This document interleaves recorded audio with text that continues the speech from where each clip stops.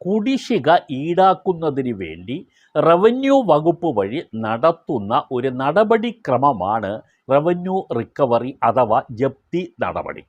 ജപ്തി നടപടി ഈ ബാങ്കുകൾ സർഫാസി വന്നതിന് ശേഷം അവർ തന്നെ നേരിട്ട് നടത്തുന്നുണ്ട് ജപ്തി. ഈ ബാങ്കിൻ്റെ ലോൺ എടുത്തു കഴിഞ്ഞാൽ കൃത്യമായി 3 മാസത്തിൽ തുടർച്ചയായി കുടിശ്ശിക വരുത്തുന്നു.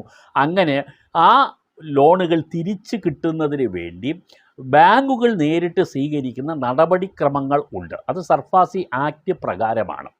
ആ സർഫാസി ആക്ട് പ്രകാരം അല്ലാതെ പല സ്ഥാപനങ്ങളും, നമ്മുടെ സംസ്ഥാന സർക്കാരിൻ്റെ കീഴിലുള്ള സ്ഥാപനങ്ങളും സർക്കാർ നേരിട്ടും തന്നെ പലപ്പോഴും പല ധനസഹായങ്ങൾ അഥവാ വായ്പകൾ, ധനസഹായങ്ങളുടെ വാക്ക് ഉപയോഗിക്കേണ്ട, വായ്പകൾ എന്ന് നമ്മൾ എടുത്താൽ മതി, ഈ വായ്പകൾ നൽകാറുണ്ട്. ഉദാഹരണം, നിങ്ങൾ അറിയേണ്ട പ്രധാന